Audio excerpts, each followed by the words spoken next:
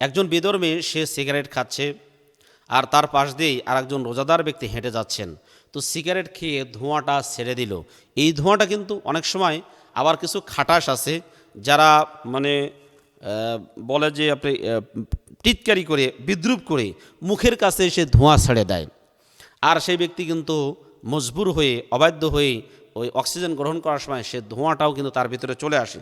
তাহলে এমত অবস্থায় কি তার রোজা নষ্ট হবে কি না, এই একটি প্রশ্ন আমাদের সমাজে এরকম অনেক হয়ে থাকে। দেখেন এখানে দুটো বিষয়।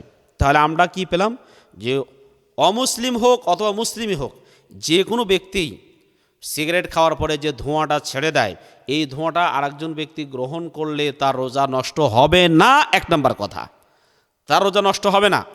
পক্ষান্তরে কোনো ব্যক্তি মুসলিম হয়ে যদি সিগারেট খায় তাহলে কিন্তু তার রোজা নষ্ট হয়ে যাবে। আরেকজন ওই ধোঁয়া গ্রহণ করার কারণে ওই সিগারেটের যে কি বলে ওটাকে, যে ধোঁয়া, এই ধোঁয়াটা কিন্তু শ্বাসনালীর মাধ্যমে তার পেট পর্যন্ত পৌঁছে গেছে। এই পৌঁছে যাওয়ার পরেও এই ব্যক্তির রোজা ভাঙছে না, পক্ষান্তরে যে খাচ্ছে তার কিন্তু রোজা ভেঙে যাচ্ছে। ব্যাপারটা কেন এরকমটা হচ্ছে খুব খেয়াল করবেন। দেখেন, ফামানিদুতুর গয়রা বাগিন ওয়ালা আদিন ফালা ইসমা আলাই। আল্লাহ রাব্বুল আলামিন কোরআনুল কারিমে এই কথা জানিয়ে দিয়েছেন, মৃত জন্তু এটা খাওয়া হারাম। মৃত জন্তু, মৃত কোনো কিছু খাওয়া এটা হারাম, কিন্তু কাউকে যদি জোর করে খাওয়ানো হয় তাহলে কিন্তু হারাম হবে না। কি চমৎকার বিষয় দেখছেন, ফামানিদু তুর গয়রা বাগিন ওয়ালা আদিন ফালা ইসমা আলাই। হ্যাঁ, এখানে আরেকটা বিষয়, যার নাকে ধোঁয়া ফুঁকিয়ে দিয়েছে সে যদি আগ্রহের সাথে, মহাব্বতের সাথে, ভালোবেসে ইচ্ছাকৃতভাবে ধোঁয়াটা গ্রহণ করে তাহলে কিন্তু সেই ক্ষেত্রে মাসালা ভিন্ন হয়ে যাবে। কিন্তু যদি জোর করে তাকে দেয়, অপছন্দ করে কিন্তু তারপরেও তার দিকে জোর করে এই ধোঁয়াটা ফুঁকিয়ে দিয়েছে, সেই ক্ষেত্রে কিন্তু তার রোজা ভাঙবে না, কারণ এই ক্ষেত্রে সে অনিচ্ছাকৃতভাবে সেটা গ্রহণ করেছে। আসলে তার ইচ্ছা ছিল না, ইচ্ছাও নেই, সে পানকারীও নয়, বরং জোর করে তাকে এমনটি করানো হয়েছে।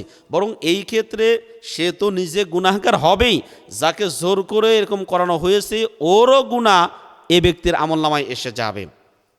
সুতরাং এখানে আমরা দুটো বিষয় স্পষ্ট করে বলতে পারি যে, যে ব্যক্তি ইচ্ছা করে পান করছে তার এই ধোঁয়াটা শ্বাসনালীর মাধ্যমে পেট পর্যন্ত যাচ্ছে, যার কারণে তার রোজা ভেঙে যাবে। আর যে ব্যক্তি ধোঁয়া গ্রহণ করেছে সে কিন্তু ইচ্ছাকৃতভাবে না, বরং সে হচ্ছে অক্সিজেনটা গ্রহণ করেছে। এখন অক্সিজেনের মধ্যে যদি ধোঁয়া থেকে থাকে তাহলে এটা তার আসলে কিছুই করার নেই, এখানে সে অপারগ।